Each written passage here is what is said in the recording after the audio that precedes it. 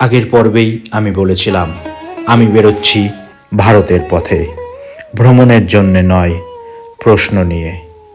প্রশ্ন একটাই, যে দেশ একদিন বিশ্বকে পথ দেখিয়েছিল সেই ভারতের আত্মা আজ কোথায়? ভারতকে বুঝতে গেলে আগে সময়কে বুঝতে হয়, কারণ এদেশ শুধু ইতিহাস নয়, এদেশ সময়ের ঊর্ধ্বে দাঁড়িয়ে থাকা এক জীবন্ত দর্শন।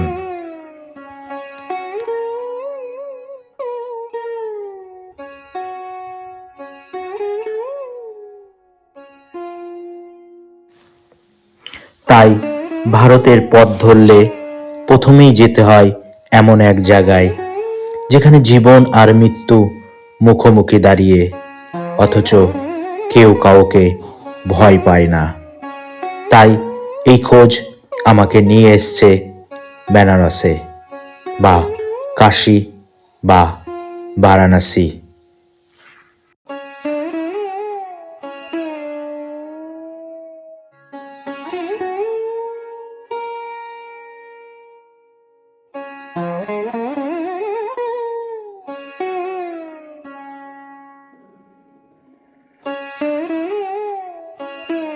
বেনারস বা কাশী আলোয় ভরা এক শহর।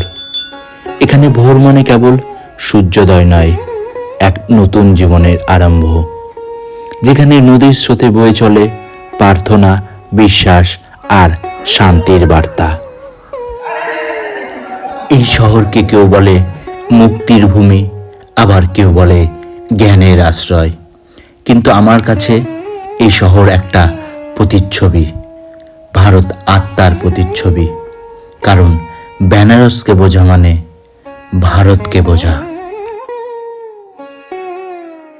আর এই পর্বে আমি খুঁজব সেই ভারতকে, যে ভারত আচার অনুষ্ঠানের আড়ালে নয়, বরং মানুষের জীবনের রক্তে মাংসে বেঁচে আছে, যে ভারত চিরন্তন, অমর এবং আজও মানুষের হৃদয়ের গভীরে জীবন্ত।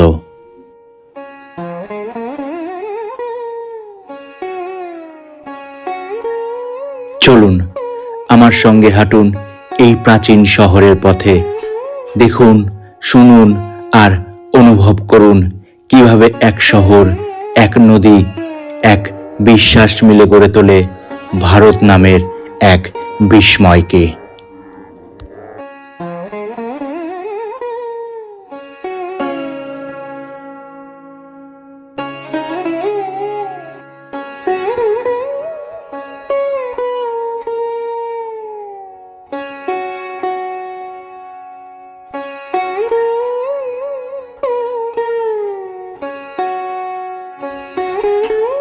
দশাশ্বমেধ ঘাটে দাঁড়িয়ে মনে হলো এই আলো শুধু নদীর জলে নয়, আমার ভিতরেও জ্বলে উঠছে।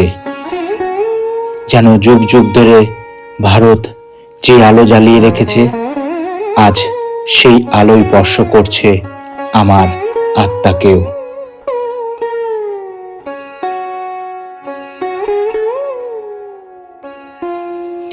এই আরতি শুধু এক রীতি নয়, এ এক আহ্বান, নিজের ভেতরের অন্ধকারকে চিনে তাকে আলোর পথে নিয়ে যাওয়ার। দশাশ্বমেধ মানে আত্মার সমর্পণ, 10 ইন্দ্রিয়ের সীমা পেরিয়ে আলোর সঙ্গে নিজের আত্মাকে একাকিত্ব হওয়া। সেই মুহূর্তেই বুঝলাম ভারত ভ্রমণ আসলে বাইরের কোনো যাত্রা নয়, এ এক অন্তরের সফর। অন্ধকার থেকে আলো, সীমা থেকে অসীম, আর নিজের থেকে নিজের মধ্যেই নিজের মূলে ফিরে আসা। দশাশ্বমেধ ঘাটে যখন জীবন উদযাপন হয়, তখন কোথাও নীরবে জ্বলছে আগুন, যা মনে করায় প্রতিটি সূর্যাস্তের পরই নতুন প্রভাত।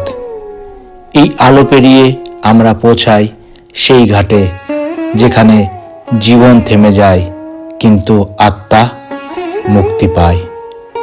সেই মণিকর্ণিকা ঘাটে।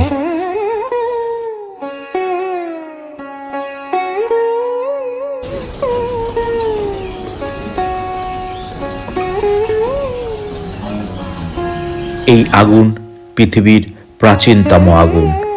হাজার হাজার বছর ধরে এই আগুন কোনোদিন নেভেনি।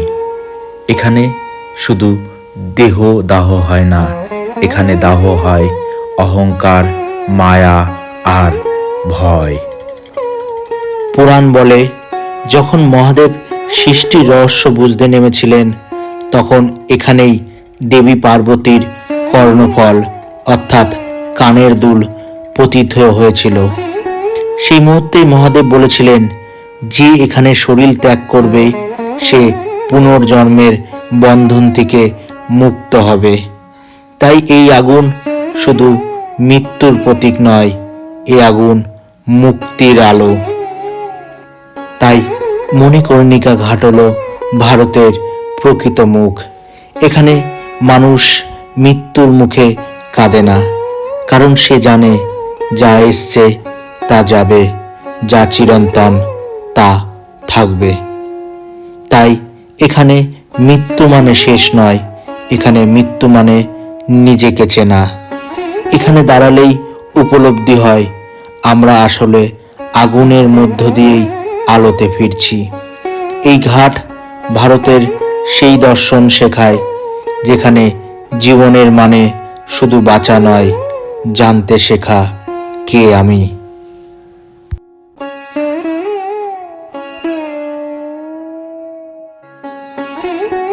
তাই যেখানে দশাশ্বমেধ মানুষের জীবনের উৎসব করে, আর সেখানেই মণিকর্ণিকা শেখায় উৎসবও একদিন ছাই হয়ে যায়, কিন্তু সেই ছাই থেকেই জন্ম নেয় নতুন জীবন, নতুন আলো আর নতুন সত্য।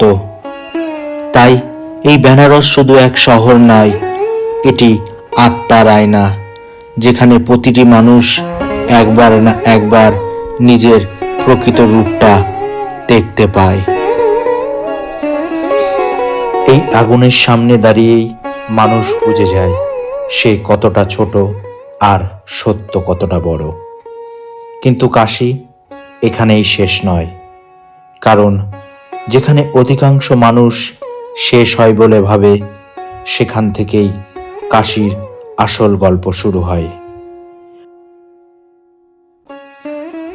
আর সেই গল্প আমাদেরকে বলে, এখানে কেউ ধনী নয়, কেউ গরিব নয়, সবাই শুধু একজন মানুষ।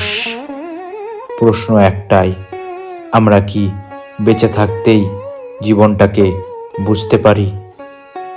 আজ এই প্রশ্ন দিয়েই এখানে থামছি, কারণ কাশী একদিনে বোঝা যায় না। পরের পর্বে এই নীরবতার পরেই শুরু হবে কাশীর কোলাহল, গলি, মানুষ, বিশ্বাস আর এমন কিছু মুখ যাদের গল্প হয়তো আপনার নিজের গল্প মনে হবে। এই পর্বটি এখানেই শেষ। ভারতের পথে আবার দেখা হবে পরবর্তী পর্বে। ভালো থাকুন, সুস্থ থাকুন। জয় হিন্দ।